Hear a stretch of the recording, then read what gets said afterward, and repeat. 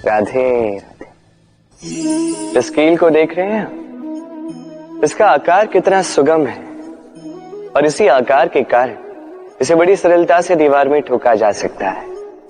किंतु जब आप इस कील को पुनः दीवार से बाहर निकालते हैं, आप देखेंगे कि वहां एक चिन्ह रह जाता है।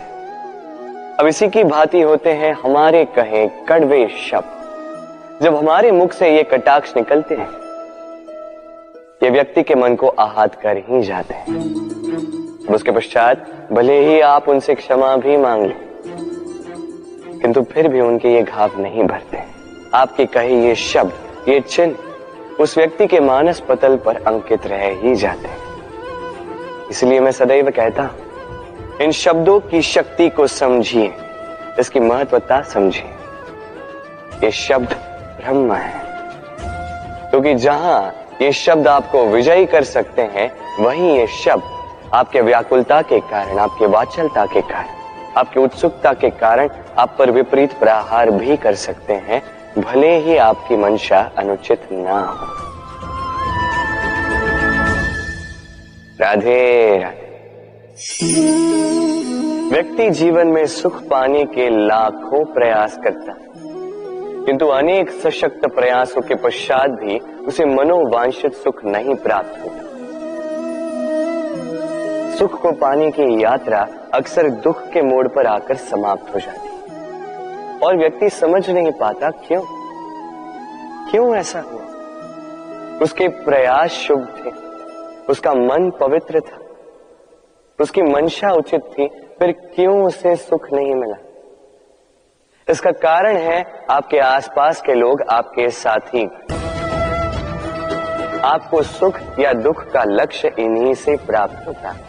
स्मरण रखिए, आधी बार तो हम दुखी इसलिए होते हैं क्योंकि हम दुर्जनों से आशा रखते हैं, और आधी बार हम दुखी इसलिए होते हैं क्योंकि हम सज्जनों पर संदेह करते हैं। जिस दिन आपको ये ज्ञान प्राप्त हो जाएगा कि किस पर संदेह करना है और किस से आशा रखनी है, उस दिन आपके जीवन से ये दुख स्वतः निकल जाए।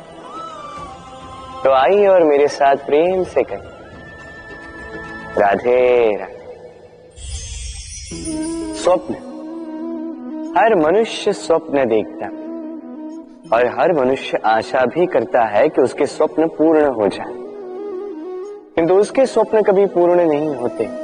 जो पहले ही ये स्वप्न देख लेते हैं कि उनके स्वप्न पूर्ण हो चुके हैं, उनके स्वप्नों को यथार्थ मिलता है जो प्रयास करते हैं, निरंतर प्रयास।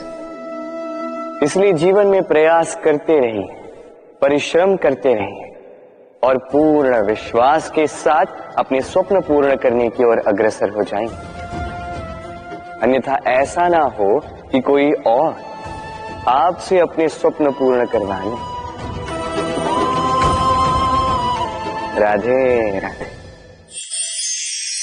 निर्माण के लिए पहले टूटने का ज्ञान अति आवश्यक है। इसका उदाहरण मैं दूंगा इससे।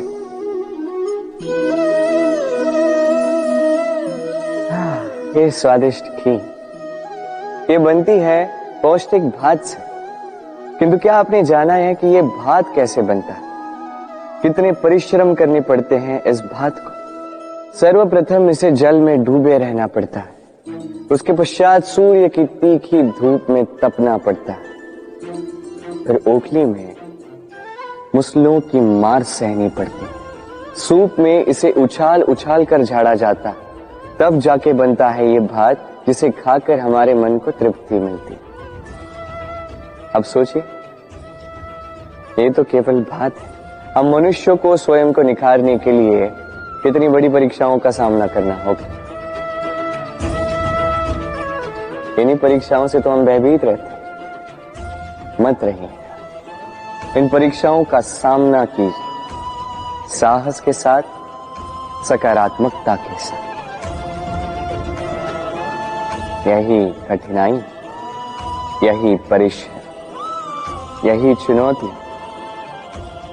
आपके निर्माण में आपके सबसे बड़े सहायक हैं।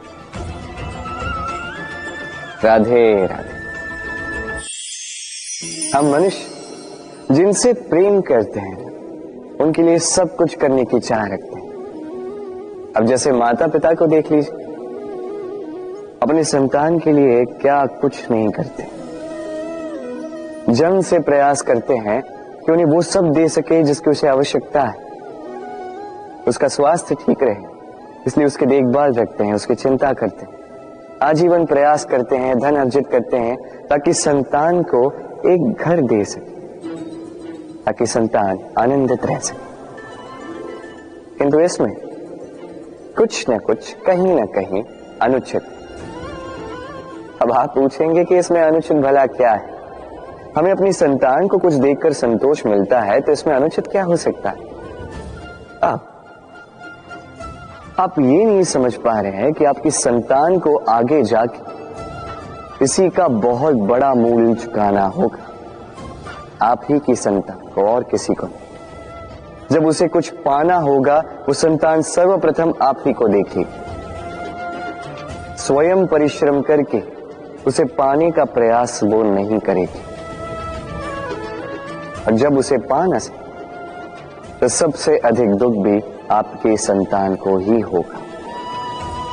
इसलिए यदि संतान को कुछ देना है तो घर नहीं, सीख दीजिए, एक अच्छे चरित्र के निर्माण का प्रयास कीजिए, क्योंकि एक अच्छा चरित्र ही इस संसार में सफलता की सबसे बड़ी शिखर तक पहुंचता है।